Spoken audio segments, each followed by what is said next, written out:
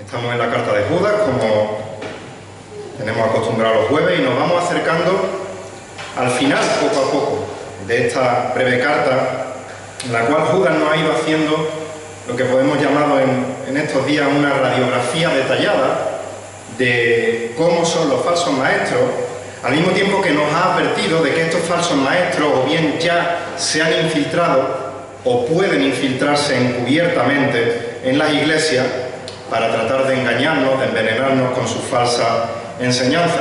De manera que mientras mejor conocemos a estos apóstatas, a estos falsos maestros, más fácil va a ser identificarlos, tanto para desenmascararlos como para no caer en sus redes.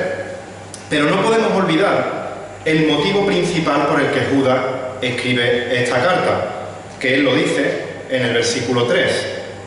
Judas dice en el versículo 3 de su carta: he sentido la necesidad de escribiros, y aquí dice el motivo de la carta, exhortándoos a contender ardientemente por la fe de una vez y para siempre que fue entregada a los santos. Y ahora casi llegando al final de esta carta, después de hablarnos tanto de los falsos maestros, vuelve a retomar el origen, el motivo de por qué escribe esta carta y nos va a dar tres claves para contender ardientemente por la fe de manera correcta.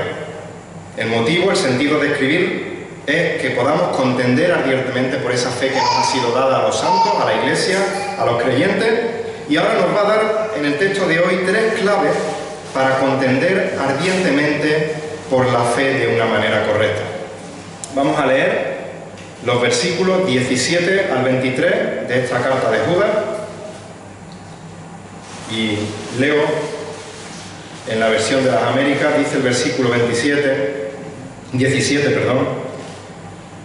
pero vosotros, amados, acordaos de las palabras que antes fueron dichas por los apóstoles de nuestro Señor Jesucristo, quienes os decían: en los últimos tiempos habrá burladores que irán tras sus propias pasiones impías.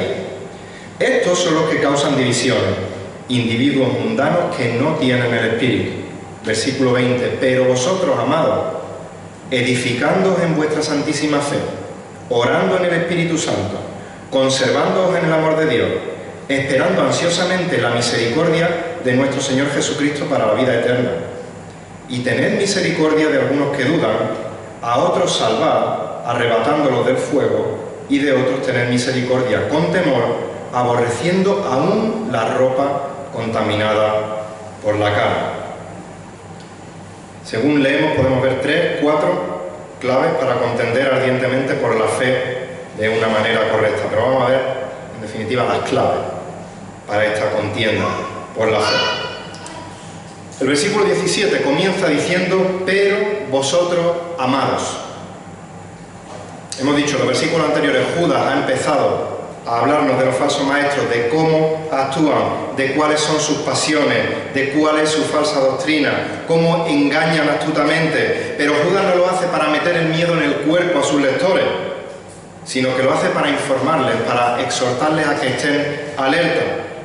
Y ahora, por tercera vez en la carta, lo hará una cuarta vez en el versículo 20, vuelve a mostrar el cariño pastoral con el que se dirige a sus lectores. Y les tranquiliza, y les llama amados. Le dice: pero vosotros, después de que os he dicho todas estas cosas de los falsos maestros, pero vosotros, amados, os recuerdo que sois amados por Dios. Os recuerdo que sois amados por los hermanos. A pesar de la maldad de estos apóstatas, vosotros sois amados por aquel que es más grande que cualquiera de estos miserables.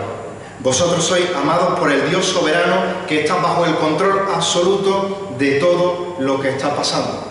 Así que no tengáis miedo. Ese Dios que os ama es el Dios que nunca os va a abandonar en esta lucha, en esta contienda ardiente por la verdad. Pero sabiendo que sois amados, sabiendo que estáis en el bando ganador, no os durmáis en los laureles. Tenéis que pelear vosotros la batalla. Eso sí, en el poder del Espíritu. Pero sois vosotros los que tenéis que pelear. Así que os voy a dar unas claves para que podáis contender ardientemente por la fe de una manera correcta. Y la primera clave que da, lógica: recordad las Escrituras. Versículo 17, sigue diciendo: acordaos de las palabras que antes fueron dichas por los apóstoles de nuestro Señor Jesucristo. Judas está diciendo: no os estoy dando ninguna enseñanza nueva, os estoy exhortando a que recordéis lo que ya sabéis.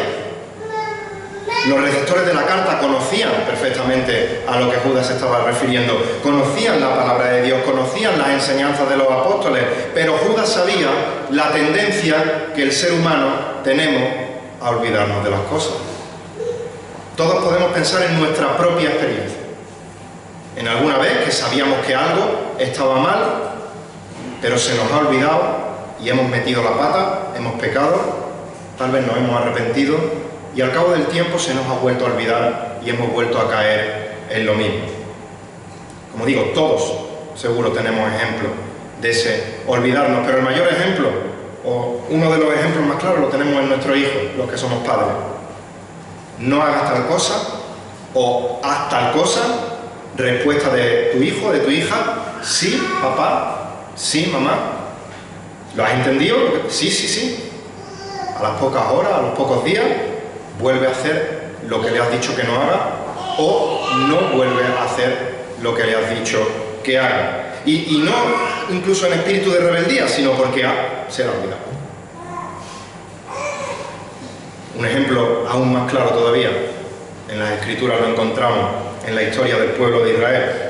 Leemos la historia del pueblo de Israel en la Biblia, y cada vez que leemos algún pasaje y continuamos en esa evolución de la historia del pueblo de Israel, tenemos este déjà vu, esto de: pero si yo esto ya lo había leído antes, a ver si es que me he equivocado y he vuelto a empezar. Pero no, sigue avanzando en el texto y vemos como Dios le da unos mandatos a su pueblo, el pueblo desobedece esos mandatos, peca, Dios trae castigo sobre el pueblo por su desobediencia, el pueblo se arrepiente, Dios perdona al pueblo, Dios libera al pueblo en el caso de que tenga que liberarlo.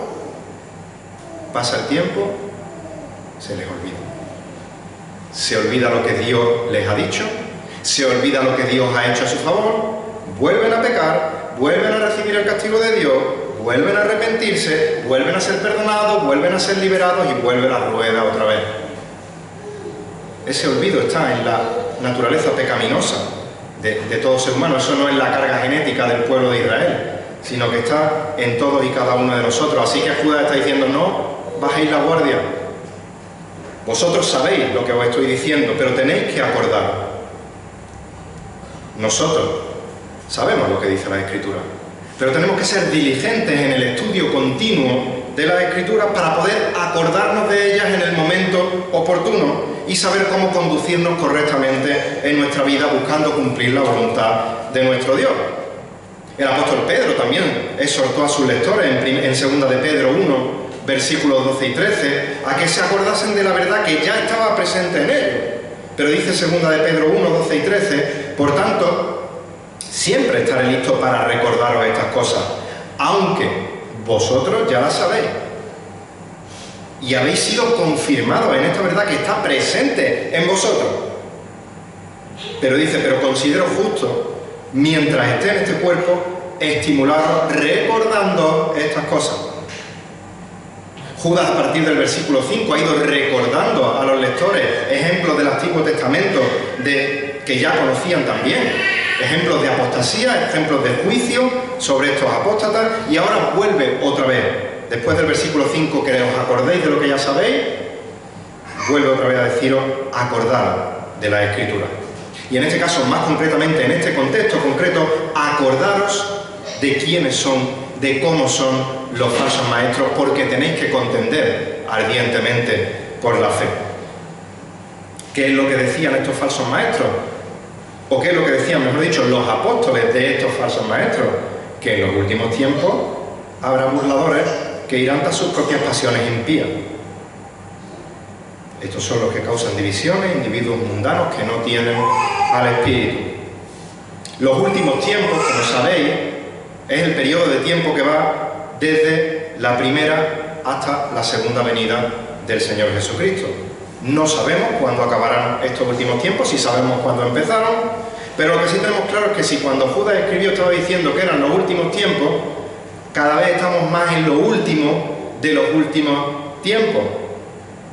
Así que esto es un motivo más para estar alertas frente a estos enemigos, los cuales serán condenados definitivamente por la eternidad cuando terminen estos últimos tiempos. Pero nos da nuevamente, amplía la radiografía otro poquito más y dice que estos son burladores. La pregunta es, ¿de qué se burlan? Bueno, pues en el texto paralelo de Segunda de Pedro encontramos la respuesta. Segunda de Pedro 3, versículos 3 y 4 dice: ante todo, sabed esto, que en los últimos días, en los últimos tiempos, en lo mismo, vendrán burladores con su sarcasmo, siguiendo sus propias pasiones y diciendo, aquí está la burla, ¿dónde está la promesa de su venida? Pues desde que los padres durmieron, todo continúa como estaba desde el principio de la creación. Se ríen, se burlan, se mofan de la segunda venida de Cristo. Y si llegaban a tal nivel de descaro en su burla, podemos tener por seguro que se burlaban del resto de las palabras que habían dicho los apóstoles, del resto de la Escritura. Por desgracia para ellos, esa burla terminará abruptamente cuando se encuentren cara a cara con el juez divino. Pero el burlarse de estos mandatos de Dios tenía como consecuencia que ellos fueran, como sigue diciendo un texto, tras sus propias pasiones impías. Si me burlo de lo que Dios dice, voy a ir detrás de lo que yo digo. Esto es un nuevo recordatorio que aunque los falsos maestros usen un vocabulario que suene religioso, aunque tengan apariencia de piedad en su comportamiento, en el fondo no pueden vivir una vida de santificación progresiva, porque sus corazones no han sido regenerados, porque no son salvos. Lo único que pueden hacer es seguir su naturaleza pecaminosa, seguir sus pasiones impías. Y dice el versículo 19 que estos son los que causan divisiones. Tristemente cada vez se escucha más la frase, aunque la escuchamos desde que soy pequeño, de que la sana doctrina divide. Y en cierto sentido es verdad, como veremos a continuación, pero no en el sentido de que dicen los falsos maestros. La sana doctrina junto al amor de Dios es el pegamento que une a la Iglesia, no que divide. Porque la sana doctrina, al fin y al cabo, es la voz del buen pastor. Y dice Juan 10:27, mis ovejas, las ovejas del buen pastor, oyen mi voz y no se divide cada una por su sitio. Mis ovejas oyen mi voz, yo las conozco y me siguen. Al oír la voz del buen pastor van todas por el mismo camino, unidas. Se unen y siguen a Cristo. La sana doctrina, en ese sentido que dicen los falsos maestros, no divide. Ahora, si en algo divide la sana doctrina, es en separar las ovejas del buen pastor de las cabras que pueden estar en la congregación. En ese sentido sí que la sana doctrina divide y es una sana división para la Iglesia. Pero la doctrina que divide de verdad en la Iglesia entre los creyentes es la falsa doctrina. Disfrazan la verdad con la mentira. Tuercen las Escrituras. Si no somos muy maduros, si no estamos atentos, nos puede sonar a verdad.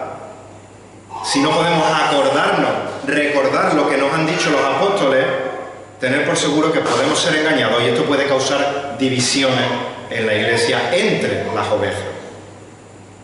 Recordemos el apóstol Pablo, los creyentes de Galacia, ellos recibieron la palabra del mismo apóstol Pablo. Ellos tenían la seguridad de que lo que estaban recibiendo no tenía ningún atisbo de falsa enseñanza, era pata negra, como se dice comúnmente.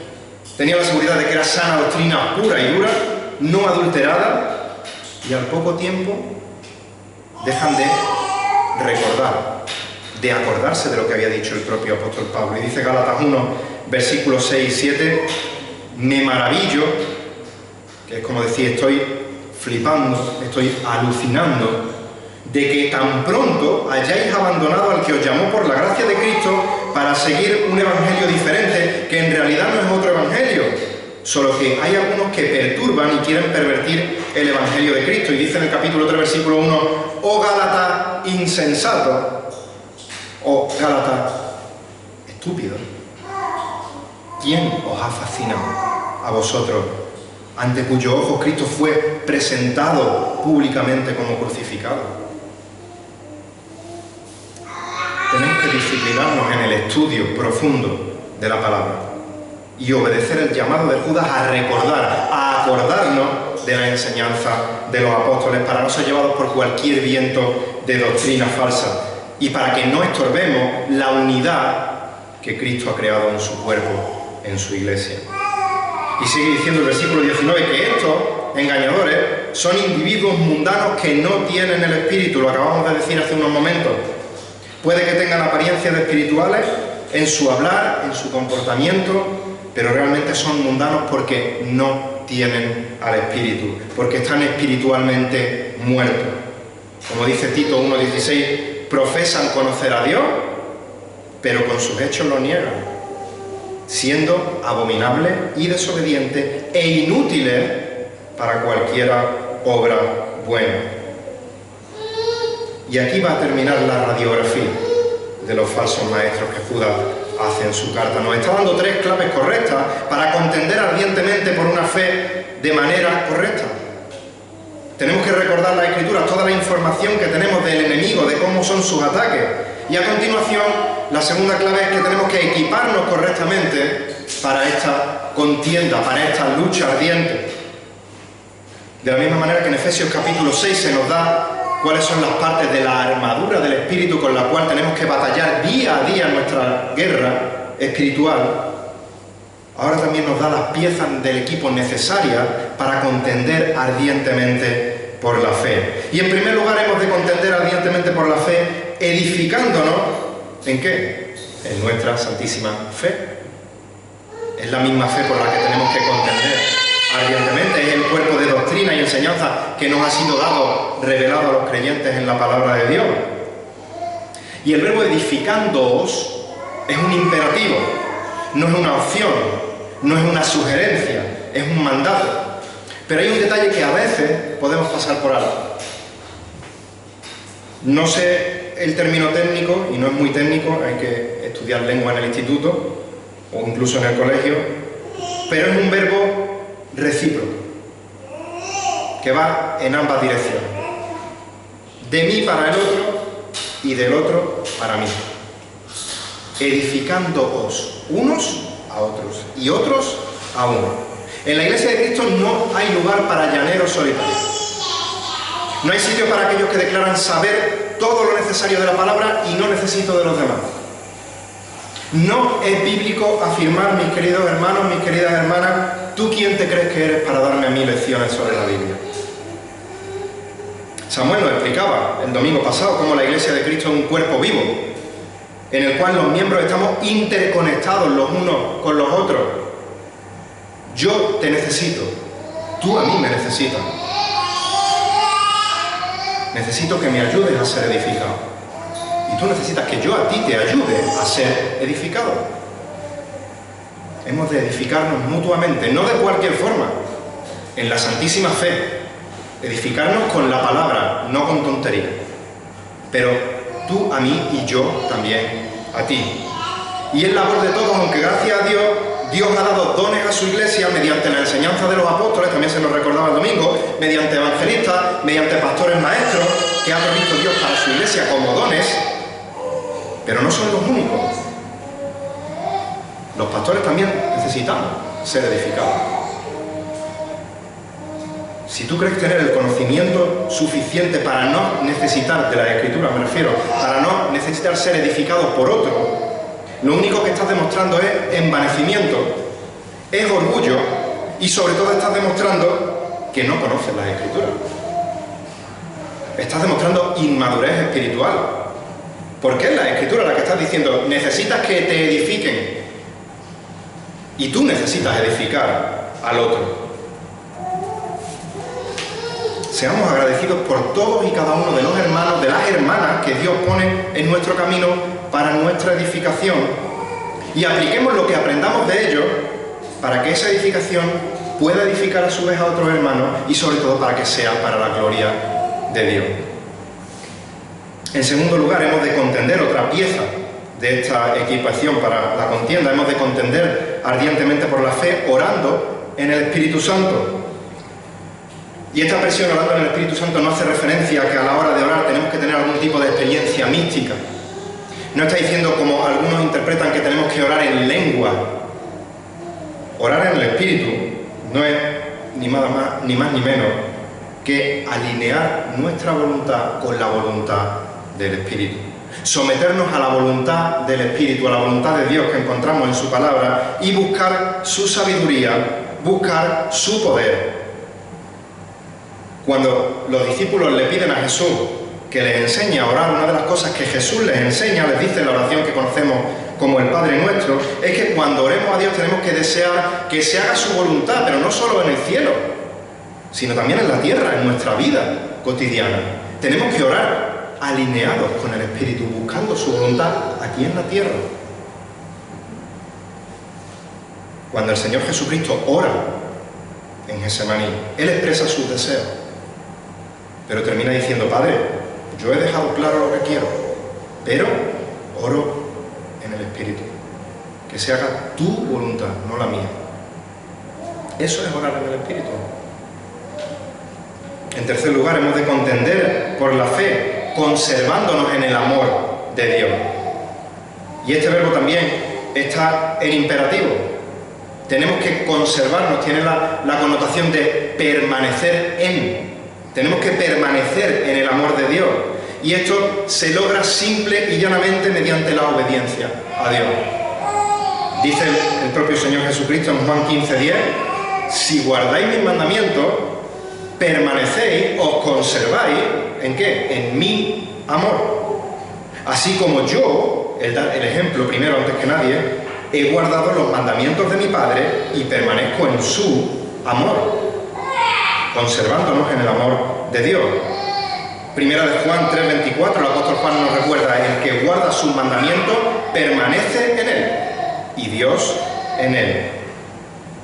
Así que permanecemos en Dios, permanecemos en el amor de Dios en la medida que amamos a Dios y que obedecemos a Dios. En cuarto lugar, hemos de contender por la fe, esperando ansiosamente la misericordia de nuestro Señor Jesucristo para vida eterna. Y este término esperando en el original significa anhelar, acoger, y tiene una connotación de esperar algo con gran expectativa. Hemos de vivir en la tierra, pero con los ojos puestos en las cosas de arriba, anhelando el regreso de nuestro Señor Jesucristo, ya que cuando esto suceda, vamos a por fin poder disfrutar de la plenitud de la vida eterna. Estamos viendo tres claves para contender ardientemente por la fe de una manera correcta. Tenemos que recordar las Escrituras, tenemos que equiparnos para la contienda, edificándonos mutuamente en nuestra santísima fe, orando en el Espíritu Santo, permaneciendo, conservándonos en el amor de Dios y esperando esta segunda venida de nuestro Señor Jesucristo, cuando ya por fin tendremos en plenitud la vida eterna. Y en tercer lugar, la tercera clave para contender ardientemente por la fe es proclamar dicha fe con misericordia. Proclamar la verdad con misericordia. Hasta este versículo Judas nos ha dado indicaciones para nosotros mismos. Ahora nos vuelve a dar indicaciones para nosotros mismos, pero para aplicarlas con tres grupos de personas. Y en cuanto a la identidad de estos tres grupos de personas, no hay acuerdo entre los comentaristas. Algunos comentaristas dicen que se están refiriendo estos tres grupos a creyentes en diferentes grados de caída. Otros dicen que son no creyentes, incluso a lo mejor estos falsos maestros. Y otros que dicen que el primer y el segundo grupo a lo mejor son creyentes, el tercero no son creyentes claramente, hay una mezcla. Pero lo que sí tenemos absolutamente claro en estos tres grupos de personas es que las falsas enseñanzas de los falsos maestros les habían afectado. En diferentes grados, pero les habían afectado. Y los creyentes somos llamados a actuar en consecuencia. El primer grupo podríamos llamar, lo he titulado en un alarde de originalidad, los que dudan. Dice el versículo 22, y tener misericordia de algunos que dudan. Estos falsos maestros se han introducido encubiertamente, su enseñanza, aunque falsa, van revestidas de verdad, y aquellos que han escuchado la verdad verdadera, como decía el anuncio de Yoigo, y ahora escuchan esta nueva verdad y no tienen afianzada, no se acuerdan bien de lo que dice la Escritura, pueden dudar. No todos tenéis el mismo nivel de madurez espiritual. Y no podemos ir de primeras con nuestra ametralladora de sabiduría, fusilarlos y llamarles herejes. Están confundidos. Dudan, dice el apóstol. Dice Judas, perdón. ¿Y cómo se nos dice que tenemos que acudir a ellos? Con misericordia, con amor, con paciencia, con sabiduría, con mansedumbre, con compasión, presentándole la verdad, sin adulterar. Lo que ofenda, ofende, pero con misericordia. ¿Para qué? Para que la verdad disipe las tinieblas que les hacen dudar. Un segundo grupo le podíamos llamar los quemados. Versículo 23. A otros salvad arrebatándolos del fuego. Estos aparentemente ya han caído en las mentiras de los falsos maestros. Para ellos estas enseñanzas falsas son la verdad. Con esto está implícito, aunque no lo dice directamente, también tenemos que tener misericordia. Pero nos acercamos a ellos de una forma diferente. Porque dice que tenemos que salvarlos de la trampa en que ya han caído.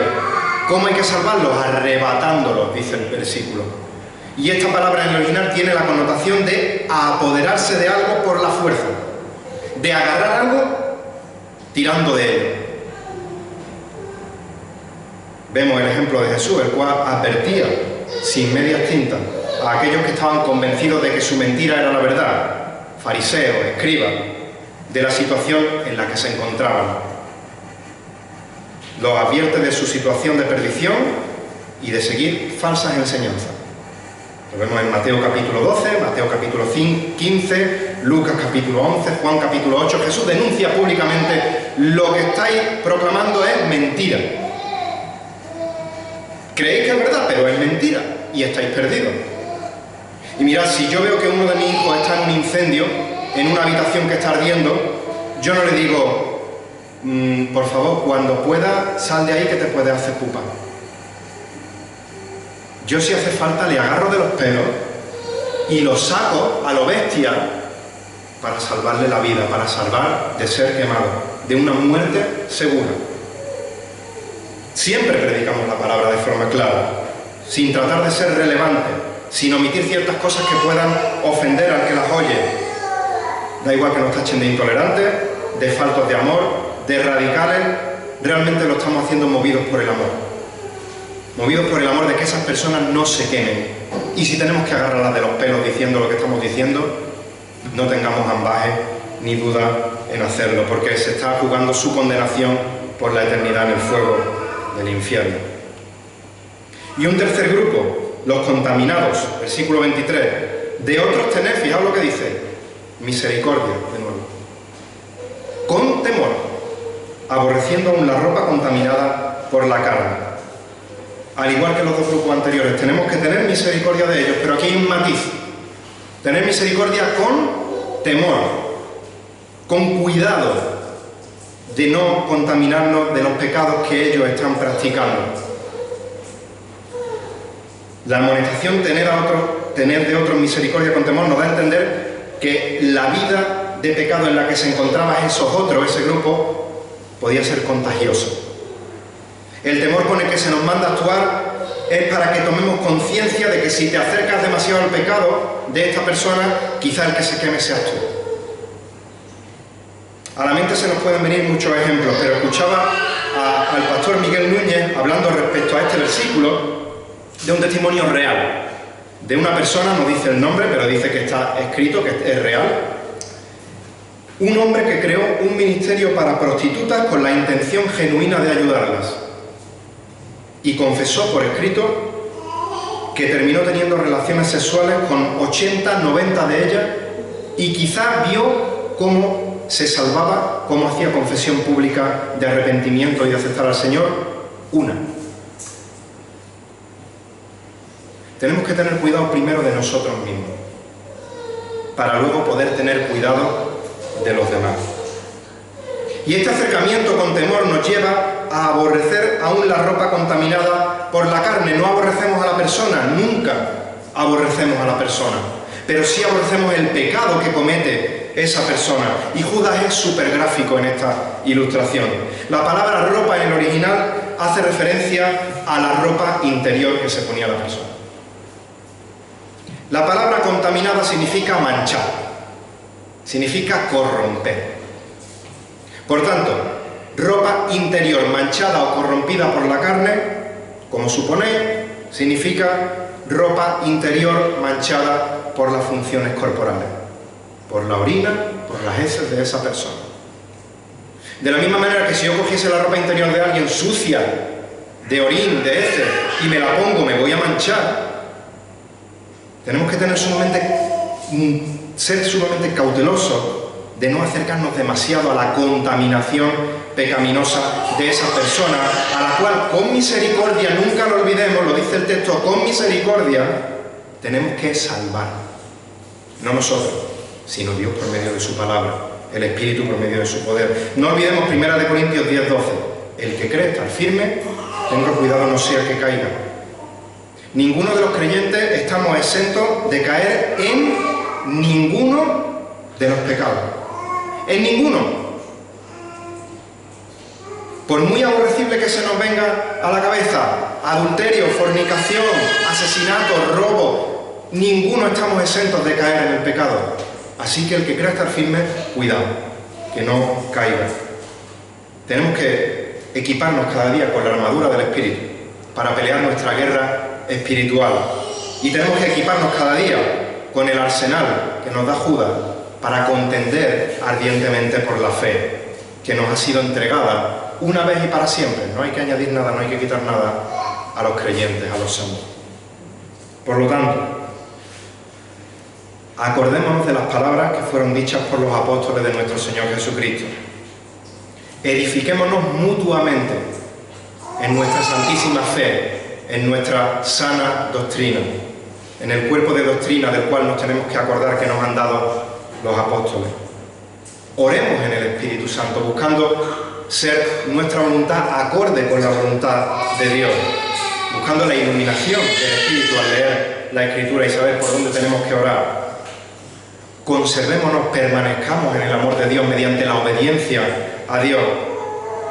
Esperemos ansiosamente la venida de nuestro Señor Jesucristo y tengamos misericordia de los que dudan.